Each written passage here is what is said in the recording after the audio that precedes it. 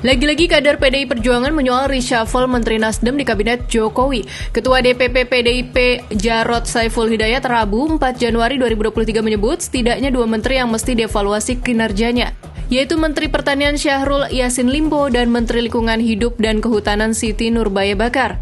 Selain kinerja menteri, deklarasi Anies Baswedan sebagai capres Nasdem menjadi pertimbangan evaluasi secara etika politik. Jarod juga menilai lebih gentle jika para menteri Nasdem mengundurkan diri. Saya ada di Komisi 4, maka kemarin memang saya sampaikan bahwa Menteri Pertanian dan Menteri Kehutanan dan KLH itu perlu dievaluasi. Terkait misalnya, kita sudah berusaha menjadi negara yang berswasembada pangan. Kita ingin membangun kedaulatan pangan. Tapi ternyata produksi masih tidak mencukupi. Juga terkait dengan Partai Nasdem yang sudah mendahului mendeklarasikan calon presidennya. Ini juga menjadi catatan. 1, kinerjanya, 2, termasuk partainya. Kalau memang gentle betul sudah seperti itu akan lebih baik. Itu menteri-menterinya lebih baik mengundurkan diri.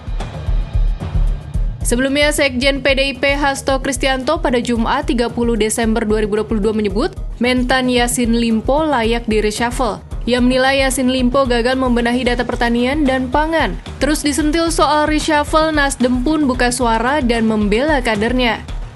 Pada kesempatan itu, Pak Hasto menyatakan bahwa Mentan Bapak Syahrul Yassin Limpo harus di reshuffle karena tidak mampu ekspor beras. Pak Hasto harus paham, Indonesia saat ini tidak impor saja sudah bagus. Dan perlu dipahami oleh Pak Hasto bahwa Menteri Pertanian Pak Syahrul Yassin Limpo adalah menteri yang berprestasi. Kenapa saya bilang seperti itu? Selama pandemi 2 tahun belakangan, Kementerian Pertanian adalah salah satu kementerian yang tumbuh. Ribut soal PDIP yang menyentil menteri kader Nasdem untuk di reshuffle menjadi tanda tanya besar. Mengapa parpol yang berkomentar? Padahal keputusan untuk reshuffle ada di tangan Presiden Joko Widodo dan menjadi hak prerogatif ya.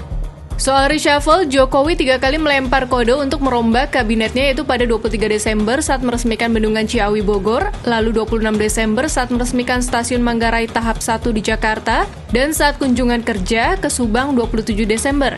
Akan tetapi pada Senin 2 Januari lalu usai meninjau kondisi Pasar Tanah Abang Blok A Jakarta, Jokowi justru meminta publik menunggu perihal reshuffle ini.